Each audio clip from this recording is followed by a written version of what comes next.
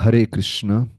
तो कल श्री गुरु पूर्णिमा का उत्सव है। तो मैं भगवत गीता का वो श्लोक लेना चाहूँगा जिसमें हम गुरु को कैसे अप्रोच करें उसके बारे में बताया है। श्री गुरु का आश्रय कैसे लें।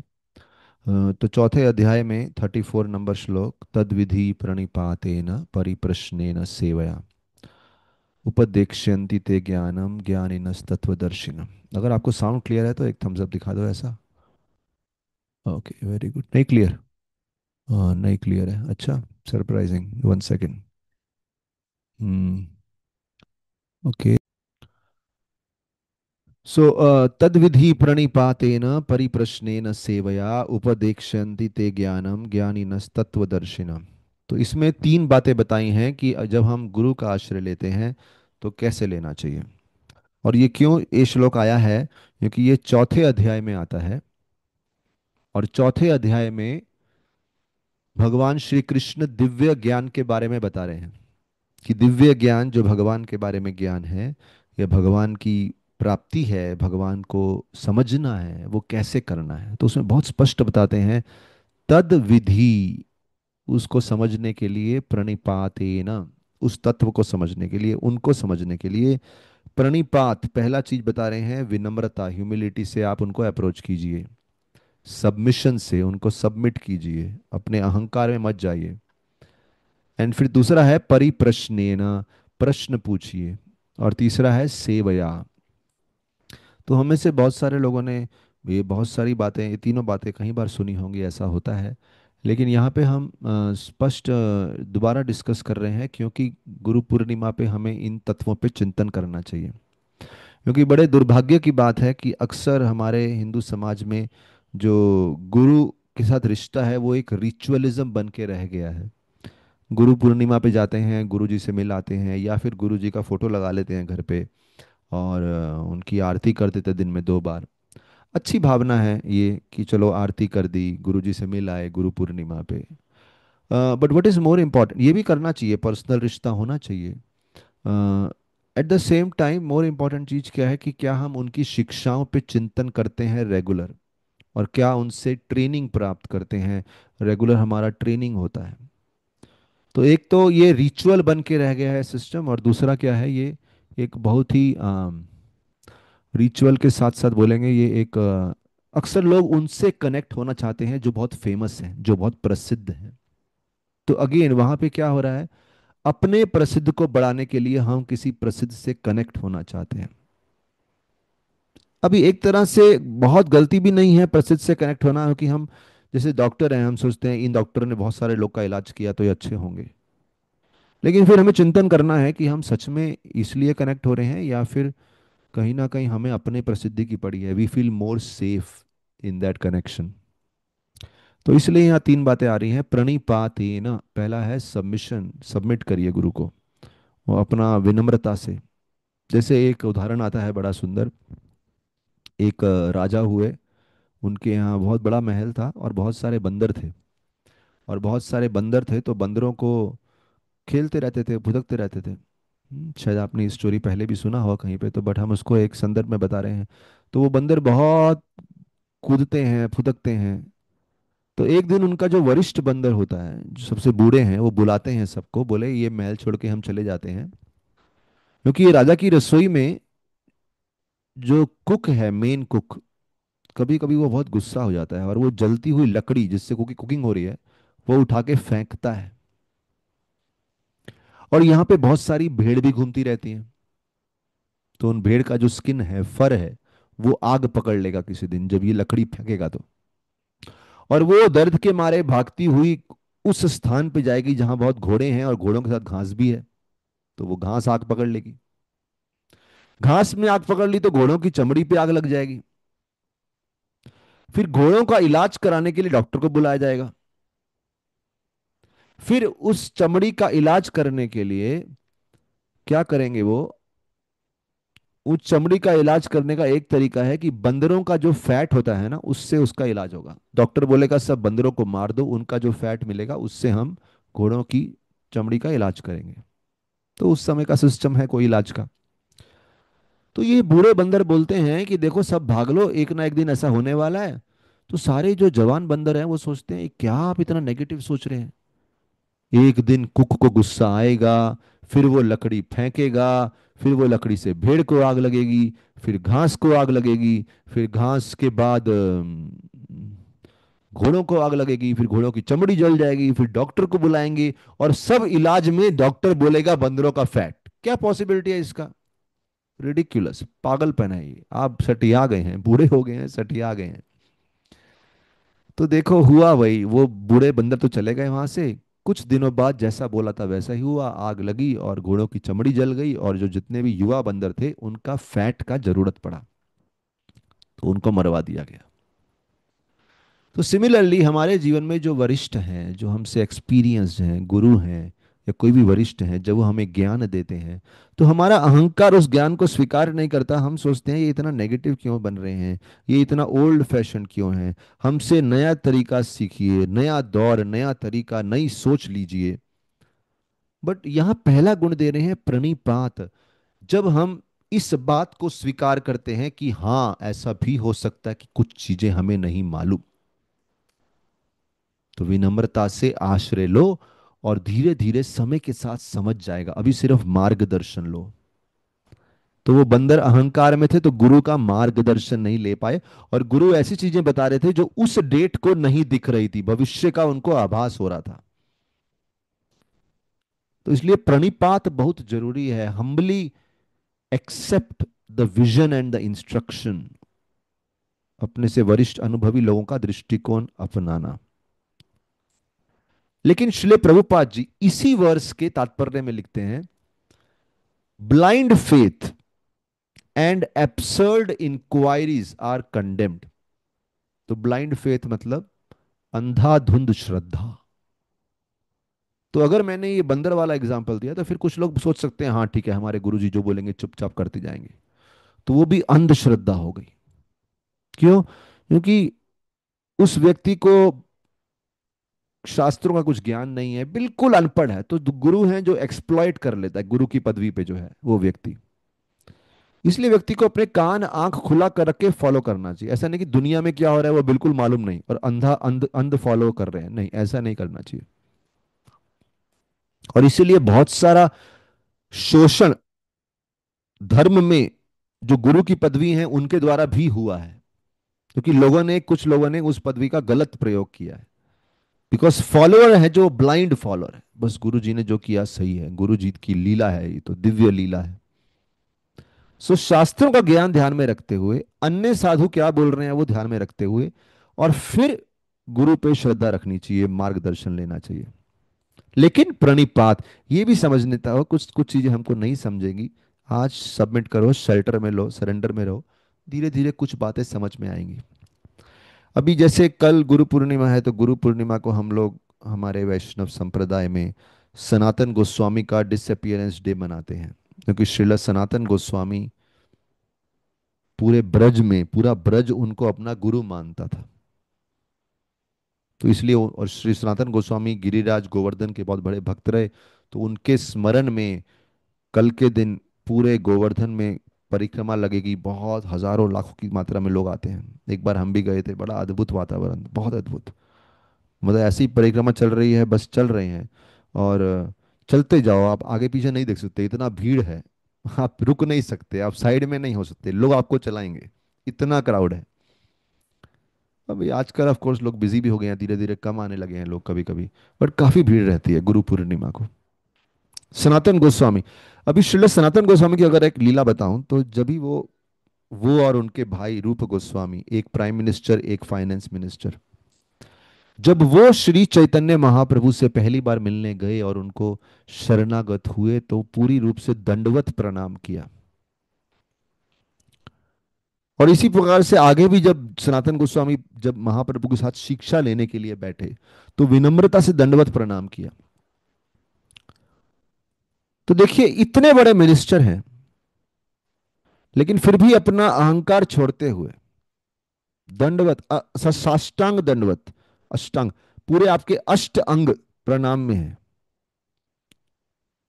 क्यों? आपके 8 अंग हैं, आपका सर भी टच कर रहा है जमीन को, आपके हाथ भी टच कर रहे हैं, आपके पांव भी टच कर रहे हैं।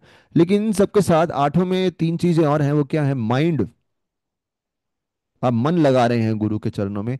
वाणी, वाणी से आप मंत्र बोल रहे हैं या कुछ प्रणाम मंत्र बोल रहे हैं। ओम अज्ञान तिमिरांधस्य ज्ञानांजन शलाकया चक्षुर उन्मिलितम येन तस्मै श्री गुरुवे नमः। ये गुरु वो हैं जिनके ज्ञान से हमारी आंख को, अंधकार का जो पर्दा पड़ा है वो हट जाता है। तो हमारी वाणी भी गुरु के संपर्क में आ रही है, मन भी आ रहा है, और हमारा अहंकार भी, आप झुक गए ना पूरा। सो लाइक दिस, प्रणिपात ऑटोमेटिक हो गया। आपको भूलना पड़ेगा पदवी क्या है। जैसे गोवर्धन की एक कथा आती है, एक बहुत बड़े धनी व्यक्ति, बड़ी अक्सर हम चर्चा करते हैं इस कथा के बारे में। वो धनी व्यक्ति अपने गुरु के पास गए, गुरु जी को बोला मैं जीवन भर आ रहा हूं गोवर्धन में, लेकिन अभी तक कृष्ण का साक्षात्कार नहीं हुआ। तो गुरु जी बोले आप इतनी बड़ी गाड़ी में आते हैं, वहां से उतरते हैं, वस्त्र इतने सुंदर, अगर जूते में से पाँव भी निकालते हैं तो पाँव में सॉक्स पहनी होती है आपने। मतलब आप हर समय अपने प्रतिष्ठा और पदवी के रूप में रहते हैं, कभी उन सब से निकल के एक साधारण व्यक्ति बन के ब्रज की रज के संपर्क में नहीं आते, वृंदावन की डस्ट के संपर्क में नहीं आते। अभी इंग्लिश में तो बड़ा अजीब सा वर्ड है डस्ट। एक्चुअली ब्रज की रज जो है बड़ी पूजनीय है, तो उसके संपर्क में नहीं आते। तो वो सडनली उन्होंने सब इमीडिएटली रियलाइज, वो फटाफट सिंपल वस्त्रों में, या बिल्कुल अपना जो शेरवानी उतारा और सिंपल वस्त्र आ गए और ब्रज की रज में लोटपोट हुए। So this whole idea of प्रणिपात, जैसे ही हम मंदिर आए, गुरु आए, गुरु के सामने आए, चप्पल उतारी, अपना ऐश्वर्य छोड़ा, प्रणिपात, विनम्र करना अपने आप को। और यही तत्व मैंने आपको वो बंदरों का एग्जाम्पल दिया, श्रील सनातन गोस्वामी का एग्जाम्पल दिया। अभी अर्जुन को देखिए, श्री कृष्ण के सम्मुख जब अर्जुन आते हैं, तो अर्जुन पहले अध्याय में तो बहुत सारा ज्ञान की बातें बोलते रहते हैं। जैसे बताया गया है, एक गिलास है, गिलास में अगर पानी, एक शिष्य आए गुरु के पास, बोले मुझे ज्ञान दीजिए, गुरु जी ने उनके गिलास में पानी डालना शुरू किया और पानी से भर गए, तो पानी डालते गए डालते गए डालते गए, वो ओवरफ्लो हो रहा है। तो शिष्य ने बोला क्या कर रहे हैं आप, पानी व्यर्थ कर रहे हैं। गुरु जी ने बोला तुम्हारी भी यही कंडीशन है, तुम्हारे मन में इतना कुछ भरा पड़ा है, उसमें ज्ञान डालना बड़ा मुश्किल होता है। इसीलिए हम देखते हैं भागवतम में, जब चित्रकेतु महाराज, उनको पुत्र चाहिए था, उसके अलावा उन्हें जीवन में कुछ नहीं चाहिए था। तो जब दो ऋषि आए, अंगिरा ऋषि, नारद मुनि, ज्ञान देने के लिए, उनके मन में भौतिक इच्छा को लेके इतना भूत सवार है, वो ज्ञान अंदर बैठ ही नहीं रहा, क्योंकि ग्लास ऑलरेडी फुल है ना, जगह ही नहीं है उसके अंदर ज्ञान देने की। सो दिस प्रणिपात, कि अपने आप को खाली करो and get ready for fresh ideas. तो अर्जुन के मन में इतना कुछ भरा पड़ा था, फर्स्ट चैप्टर बोलते जा रहे हैं, बोलते जा रहे हैं, बोलते जा रहे हैं। एक बार कृष्ण ने ज्ञान देने का कोशिश किया, अरे तुम मूर्ख है, कुतस्त्व कश्मलम इदम विषमे समुपस्थ। अर्जुन को बड़ा गुस्सा आया, मुझे मूर्ख बोला, हिम्मत कैसे हुई। अर्जुन दो बातें सुना दिए, अर्जुन को बड़ा ही गुस्सा आया कि मेरा अपमान हो गया ये तो तब फिर श्री कृष्ण भी चुप हो गए, घबरा गए, अरे यार ये तो शिष्य रेडी नहीं है अभी। क्योंकि शिष्य मतलब जो अपने आप को डांट खाने के लिए, मूर्ख कहलाए जाने के लिए रेडी होता है। तो this person is not ready, अभी भी इसने शेरवानी पहनी है अनेक प्रकार के ज्ञान की। तो he is not ready for that kind of humility. फिर जब बाद में अर्जुन पूर्ण रूप से हम्बल हो गए, फिर अर्जुन कृष्ण शुरू होते हैं, बोले तू अपने आप को ज्ञानी समझता है, तुम सबसे बड़ा मूर्ख है। दूसरे अध्याय के 11वें श्लोक में जब पहला कृष्ण सीधा अपने हाथ में लगाम लेते हैं और फिर बोलते हैं अशोचन अनवशोचस्त्वम, तुम ज्ञानी समझता है, तुम सबसे बड़ा मूर्ख है, तुम्हें कुछ नहीं मालूम। तो बड़ी बेइज्जती होती है, लेकिन अर्जुन उसके लिए तैयार है।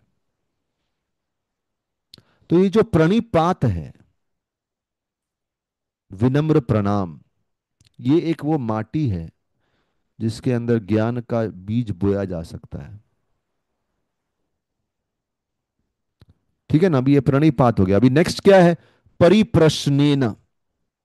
देख सकते हैं आप श्लोक में, तद विधि प्रणिपातेन परिप्रश्नेन सेवया उपदेक्ष्यन्ति ते ज्ञानम। तो परिप्रश्नेन, तो देखिए अभी ये भी बड़ा अच्छा चीज है, बहुत सारे धार्मिक जो लोग हैं बड़े पवित्र मंदिर जाते हैं, गुरु के सामने जाते हैं, उनके लिए प्रणिपात होना बड़ा आसान है। गुरु जी हम तो आपके सेवक हैं। तो इस प्रकार से बोलना, बड़ा भावुक हो जाना, रो पड़ना, गुरु जी के चरण पकड़ लेना, चरण दबाने लगना बहुत अच्छा है। लेकिन उनके अंदर दूसरा चीज मिसिंग रहता है। दूसरा क्या है? परिप्रश्न ना। उनके अंदर कोई आध्यात्मिक ज्ञान को जानने की जिज्ञासा ही नहीं है। तो सनातन गोस्वामी जो इतने बड़े मिनिस्टर थे, प्राइम मिनिस्टर, जब वो आए महाप्रभु के पास तो प्रश्न पूछते हैं, बोलते हैं महाप्रभु आप मेरा सम्मान कर रहे हैं, मैं इतना बड़ी हस्ती हूं, इतनी पदवी से हूं, लेकिन, और सनातन गोस्वामी का इन्फ्लुएंस बहुत था, बहुत इन्फ्लुएंस था। आज की डेट में कोई बोलेगा अरे फलाने व्यक्ति के 200 मिलियन फॉलोअर हैं, 250 मिलियन फॉलोअर हैं। अरे उस समय अगर इंस्टाग्राम या कोई फेसबुक होता तो सनातन गोस्वामी के तो उससे भी अधिक फॉलोअर होते, इतने फॉलोअर्स थे उनके, बिग इन्फ्लुएंस। लेकिन वो बैठ गए महाप्रभु के सामने और बोलते हैं के आमी, मैं कौन हूं? मतलब मैं सोचता हूं कि मैं बड़ा पंडित हूं, बड़ा प्रतिष्ठित आदमी हूं, बहुत बड़े फैन फॉलोइंग है मेरी, पर ये तो मूर्खता है। मुझे बताइए कि मैं कौन हूं, मेरा आध्यात्मिक तत्व स्तर क्या है। मतलब वो जानना चाह रहे हैं कैसे वो भगवान के सेवक हैं, उस बारे में कुछ मार्गदर्शन कीजिए। फिर बोलते हैं इस जगत में एक प्राणी को इतनी पीड़ा क्यों होती है? आधि दैविक, आध्यात्मिक, अधि भौतिक, मतलब हमारे मन के द्वारा पीड़ा, दूसरों के प्राणियों के द्वारा पीड़ा, ये सब पीड़ा क्यों होती है?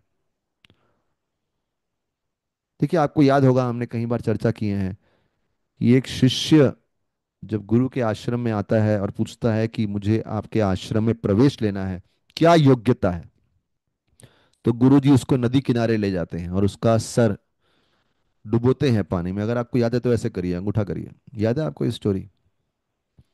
गुरु जी उसको लेके जाते हैं और उसका सर पकड़ के पानी में डुबो देते हैं, और उसकी सांस बिल्कुल अटक जाती है। जब वो जस्ट मरने वाला होता है गुरु जी उसका सर छोड़ देते हैं। फिर वो सांस लेता है कैसे, तो फिर गुरु जी लेके उसका सर पानी में डालते हैं।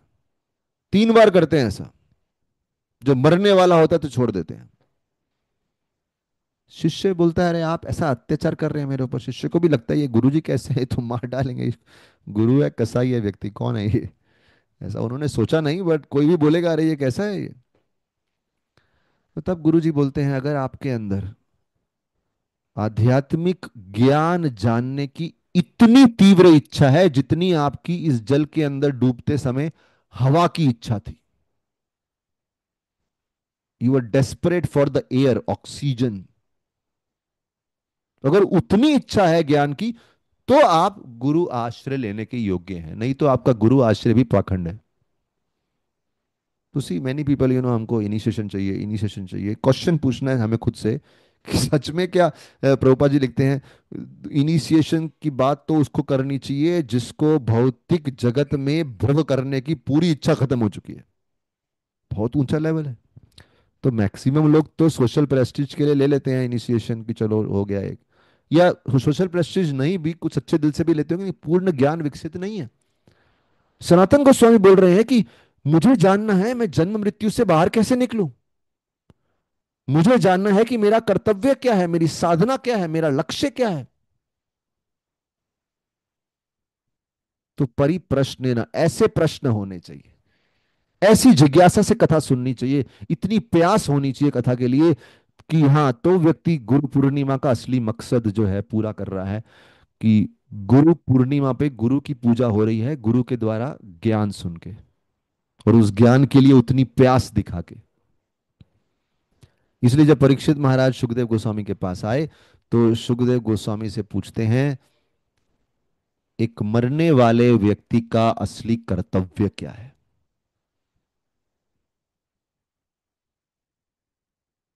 अभी कौन है गुरु पूर्णिमा पे, कितने लोग इस बात की बात करते हैं? नहीं, बहुत सारे लोग तो, of course in one sense हमें हर गुरु का सम्मान करना चाहिए। कोई अगर आपको जिम में भी सिखाता है तो वो भी एक गुरु है। कोई आपको स्कूल कॉलेज में पढ़ाते हैं फिजिक्स केमिस्ट्री, वो सब भी एक गुरु है। हर कोई गुरु का सबका सम्मान करना चाहिए, ज्ञान तो सबसे मिल रहा है। लेकिन यहां मेन रूप स्पिरिचुअल ज्ञान की बात कर रहे हैं आज हम, एक्चुअली ज्ञान तो सबसे ले रहे हैं। अगर किसी से बिजनेस कैसे करना है वो सीख रहे हैं, वो भी एक गुरु है। तो जिन जिन से हमने कोई ज्ञान लिया है उनके प्रति कृतज्ञता दर्शाना। एट द सेम टाइम यहां स्पिरिचुअल गुरु की बात आ रही है, जो हमें परिप्रश्न, उत्तम प्रश्नों का उत्तर देते हैं। सुतद विधि प्रणिपातेन परिप्रश्नेन। सही प्रश्न पूछना। इसलिए प्रभुपाद जी लिखते हैं, blind following and absurd inquiries. Absurd inquiries मतलब मूर्खपूर्ण जिज्ञासा, फालतू की जिज्ञासा, भौतिक जगत की जिज्ञासा। अरे गुरुजी मेरा हाथ दे के बताओ ना, मेरा व्यापार अच्छा चलेगा कि नहीं चलेगा। अरे गुरुजी ये जरा देख के बताओ ना, मेरी विवाहित जीवन कैसे चलेगा। अरे गुरुजी देख के बताओ ना, मेरा पुत्र होगा या पुत्री। यस, उसके लिए ज्योतिष गुरु के पास जाइए, लेकिन आध्यात्मिक गुरु से ये सब ज्ञान की अपेक्षा, हाँ अगर मिल जाए तो ठीक है, but this is not the main thing. So this has to be reminded to all of us, because Guru Purnima को हमें अपना एक बोलते हैं ना इन्वेंटरी लेना चाहिए, अपने हृदय में झांक के ही, क्या हमारे अंदर ये सब जिज्ञासाएं और प्रश्न हैं, या फिर ऐसे ही हम थोड़ा पायस एंटरटेनमेंट करने के लिए गुरु के पास जा रहे हैं।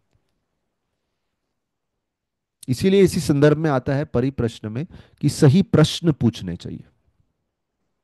प्रश्न क्या है, सॉरी प्रश्न नहीं, हाँ, एक एक पॉइंट मुद्दा जो गुरु से क्या सीखते हैं हम, कि मनुष्य जीवन कितना महत्वपूर्ण है।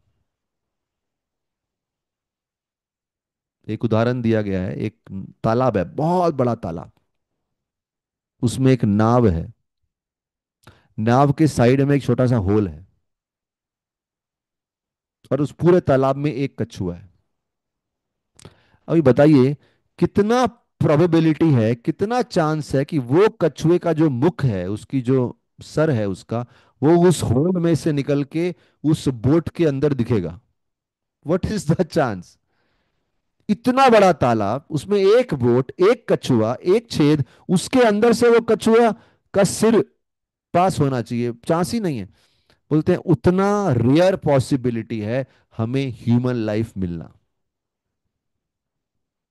एक बार अपने शरीर को हाथ ला के देखिए, हाथ लगाइए, हाथ अपने छाती को लगाइए, हाथ को देखो, ये मनुष्य का शरीर है। बाद में आईना है तो आईने में जाके देख लेना। And it is so rare and we are wasting it. We all have tendency to waste it. कितना हम लोग उसको वेस्ट करते हैं, सही तरह से यूज नहीं करते, निंदा करने में, क्रिटिसाइज करने में, टाइम पास करने में, वेस्ट करने में। वैसे एंटरटेनमेंट भी जरूरी है जीवन में, लेकिन बहुत चीप एंटरटेनमेंट जो हमारे मनुष्य की शक्ति को खत्म कर दे, we waste time on that. So परिप्रश्नेन, ऐसी जिज्ञासा जो मनुष्य जीवन को सार्थक बनाए। और लास्ट है सेवया, कि चलो आपने जिज्ञासा रखी, सुना, फिर सुने हुए ज्ञान को केवल एंटरटेनमेंट बना दिया, या फिर उस ज्ञान पे पालन करने के लिए हमने एक स्टेप आगे लिया। सेवया। इसलिए श्रील प्रभुपाद जी बोलते हैं कि वो जब भी अपने गुरु जी से मिले, वो केवल एक प्रश्न पूछे, how can I serve you. मैं आपके कंधों का बर्डन जो लिया है आपने समाज कल्याण का, उसको और हल्का कैसे कर सकता हूं। How can I share the burden of your desires, spiritual desires, आपकी आध्यात्मिक जो इच्छाएं हैं, उसमें कैसे मैं हाथ बटा सकता हूं। और श्री प्रभुपाद जी के गुरु हमेशा उनको कुछ ना कुछ आदेश दिए, कैसे आप प्रचार करो, पुस्तक लिखो। और उन्होंने उन इच्छाओं को अपने हृदय में धारण कर लिया। प्रभुपाद जी से किसी ने पूछा आपका सबसे फेवरेट श्लोक कौन सा है गीता का, तो उन्होंने सेकंड उस, कहीं श्लोक होंगे फेवरेट, बट उस समय उन्होंने सेकंड अध्याय का 41 नंबर श्लोक बताया। क्योंकि उस श्लोक का मतलब है कि जो लोग इस मार्ग में होते हैं वो स्पिरिचुअल मास्टर की डिजायर को, गुरु की इच्छा को अपने हृदय का एकमात्र लक्ष्य बना लेते हैं। इसका आप 2.41 का परपोर्ट पढ़ना, उसमें प्रभुपाद जी समझाते हैं, desire of spiritual master as the one goal in life.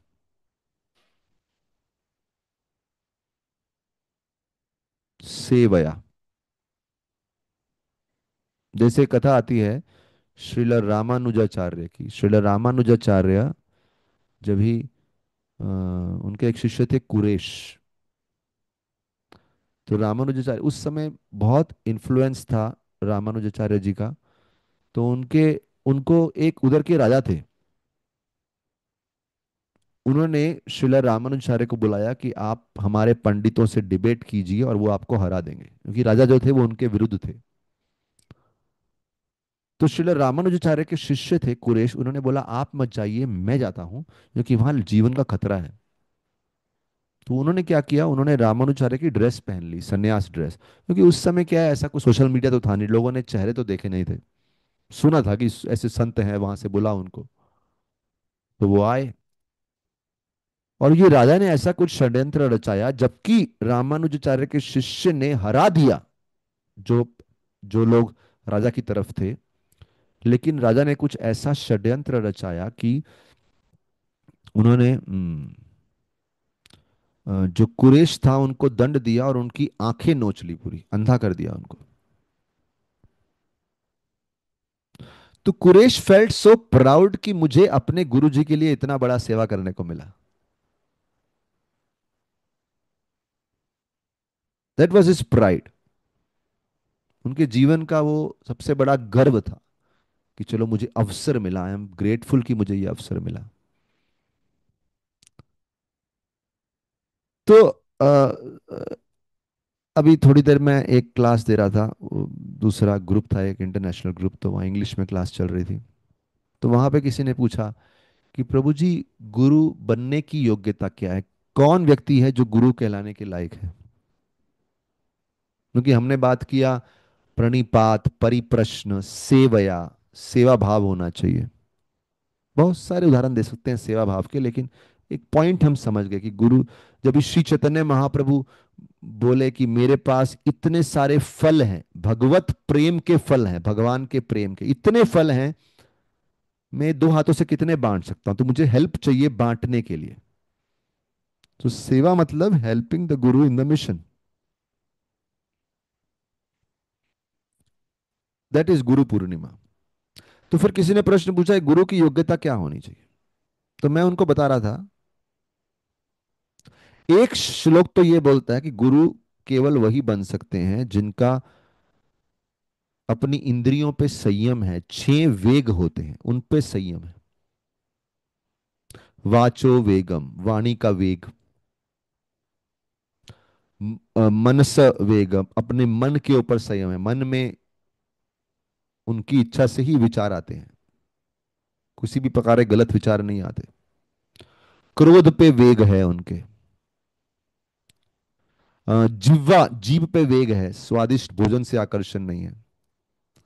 उदर, पेट पे, उदर जो आपकी भूख है उसके ऊपर कंट्रोल है। जेनाइटल्स पे कंट्रोल है, सेक्स डिजायर पे। ये छह वेग पे कंट्रोल है, तो वो व्यक्ति गुरु कहला सकते हैं। लेकिन फिर एक दूसरा दृष्टिकोण है। श्री चैतन्य महाप्रभु बोलते हैं, आमार आज्ञा गुरु हैया तार देश। हर किसी को आदेश दिया है, गुरु बन जाओ और जन कल्याण करो। तो कहने का मतलब हम सबको गुरु बनना है। लोग सोचते हैं गुरु बनना मतलब कोई ऐसी पदवी जहां बहुत सम्मान आएगा। हमें गुरु का सम्मान, गुरु की पदवी का सम्मान नहीं लेना है। हमें गुरु कैसे बनना है, ये मैसेज दूसरों की तरह शेयर करना है। तो प्रभुपाद जी क्या बोले, प्रभुपाद जी बोले I am like a postal peon. एक एक पोस्टल पियन, पोस्ट ऑफिस का एक चपरासी है जो इधर से उधर आपका मैसेज लेके जाता है, लेटर लेके जाता है, आपका पार्सल लेके जाता है, उतना ही। तो हम सबको उस दृष्टि से अपने गुरुजनों का सेवक समझते हुए अपने आप को ये मैसेज दूसरों तक पहुंचाना है। So every one is a गुरु। तो आप ये नहीं बोल सकते कि अरे हमारे तो वेग कंट्रोल नहीं है, हमारे तो छह वेग, हमें अच्छा भोजन भी अच्छा लगता है, सभी वेग में प्रॉब्लम है तो है। दूसरों को ज्ञान दो, शेयर विद अदर्स, अपनी अपनी कैपेसिटी से, अपनी अपनी क्षमता से, और अपने परिवार में रहते हुए गुरु के बताए हुए निर्देशानुसार अच्छे गुणों का आचरण रखो। So a good example and a good sharing with others. ये दो चीज करो, गुड अच्छा उदाहरण और दूसरों से शेयर करो। हर कोई गुरु का काम कर रहा है, और इस प्रकार से ये फल भगवत भक्ति के फल ज़्यादा से ज़्यादा लोगों तक पहुंच रहे हैं। ये हमारा गुरु पूर्णिमा के उत्सव पे सबसे बड़ा योगदान है, सबसे बड़ा जो मेडिटेशन होना चाहिए हमारा। तो हमें केवल इसको एक रिचुअल नहीं बनाना है, या कोई फैन फॉलोइंग नहीं बनाना है कि किसी फेमस व्यक्ति के साथ फोटो लेके आ गए, अरे वाह गुरु पूर्णिमा सक्सेसफुल हो गया, या फिर गुरु पूर्णिमा पे मिल के आ गए, थोड़ा गुरु जी को सेवा कर दिया, कोई पाँव दबा दिए, थोड़ा डोनेशन दे आए। Yes, all that is all beautiful. गुरु जी की आरती कर दी, ऑल दैट इज ब्यूटीफुल, उसके अगेंस्ट नहीं है।